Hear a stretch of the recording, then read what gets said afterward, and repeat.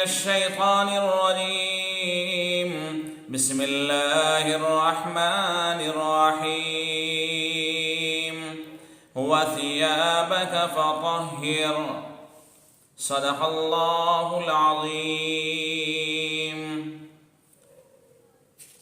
اللہ رب العزت کا ارشاد ہے، اور آپ اپنے کپڑے کو صاف ستھرا رکھیے۔ رسول پاک صلی اللہ علیہ وسلم نے ارشاد فرمایا، لا يقبل اللہ صلاة من غیر طہور او کما قال علیہ الصلاة والسلام۔ اللہ تبارک و تعالی بغیر پاکی کے کوئی نماز قبول نہیں فرماتا۔ امام بخاری اور امام مسلم رحمۃ اللہ علیہما نے اس کو نقل فرمایا ہے۔ پاکی اور ناپاکی کے تعلق سے ہمیں اور آپ کو بہت سارے مسائل سے دوچار ہونا پڑتا ہے۔ اس میں بنیادی چیزیں جو ہمیں یاد رکھنے کی ہیں وہ یہ ہے کہ بڑی ہوتی ہے جس کو حدث اکبر کہا جاتا ہے، اور ایک ناپاکی چھوٹی ہوتی ہے جس کو حدث اصغر کہا جاتا ہے۔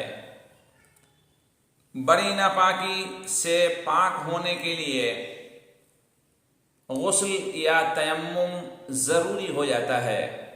بڑی ناپاکی جیسے کسی انسان کو احتلام ہو گیا، منی خارج ہو گئی، یا میاں بیوی ہم بستر ہو گئے، اس کے نتیجے میں جو ناپاکی ہوتی ہے، اس ناپاکی کو حدث اکبر یعنی بڑی ناپاکی کہی جاتی ہے۔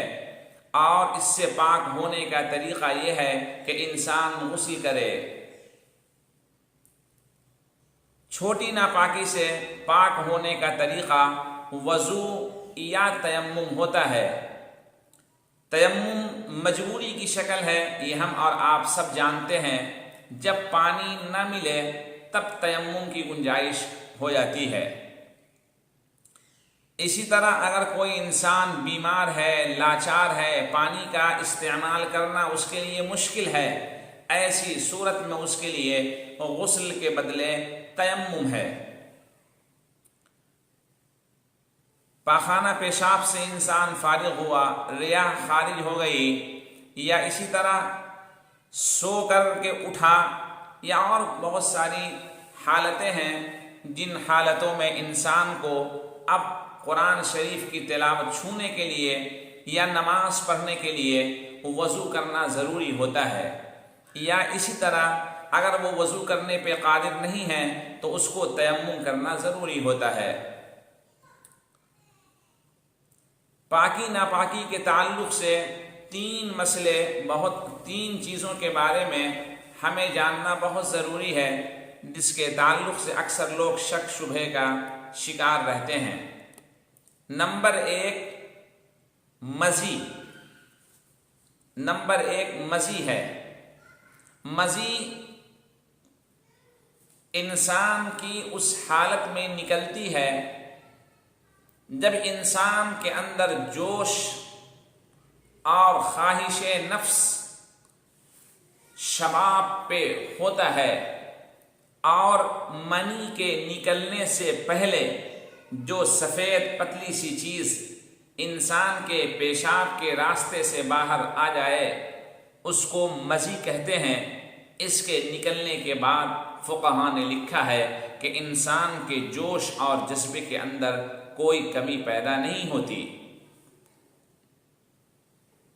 دوسرا نمبر منی کا آتا ہے۔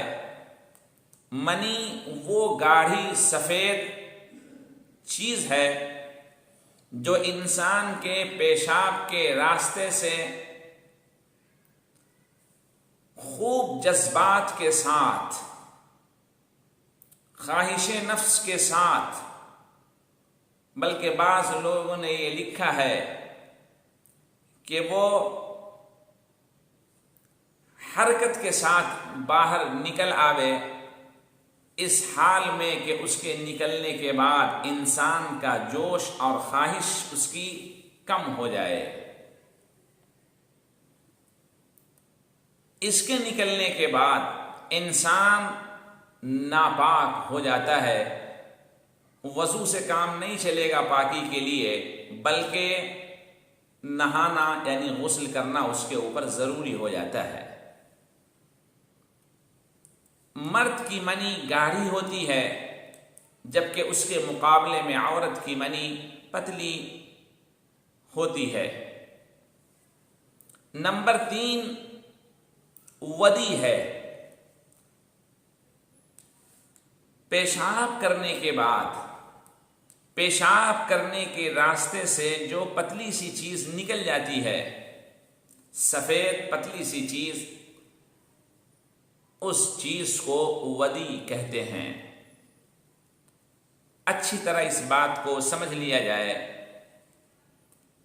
کہ نمبر 1 مزی اور نمبر 3 ودی، ان دونوں کے نکلنے سے انسان کے اوپر غسل یعنی نہانا فرض نہیں ہوتا، لیکن نمبر 2 یعنی منی کے نکل جانے سے انسان کے اوپر غسل یعنی نہانا فرض ہو جاتا ہے۔ ایک مسئلہ اور ہے نہانے کے تعلق سے، وہ ہے عورتوں سے ریلیٹڈ کہ وہ جو جوڑے باندھے ہوتی ہیں، تو کیا پورے سر کے بال کو کھول کر نہانا ان کے لیے ضروری ہے؟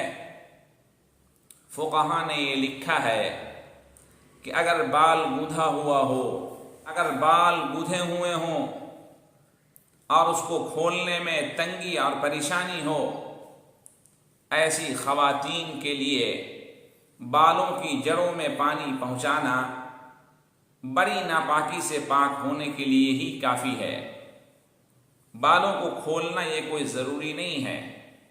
یہ اسی طرح اور کوئی بڑی دقت ہو کہ بالوں کو کھول کر پانی پہنچانا یا اس میں پانی پہنچانا کوئی بیماری کا ذریعہ ہو، ایسی صورت میں بالوں کو دھونا یہ کوئی ضروری نہیں ہے، فقہا نے یہ لکھا ہے۔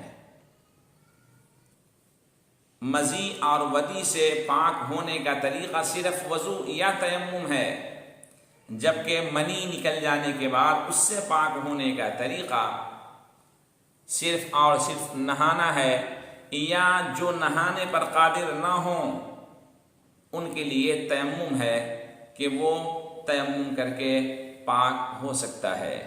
اللہ تبارک و تعالی ہم سب کو کہنے کے ساتھ عمل کی توفیق نصیب فرمائے۔ السلام علیکم۔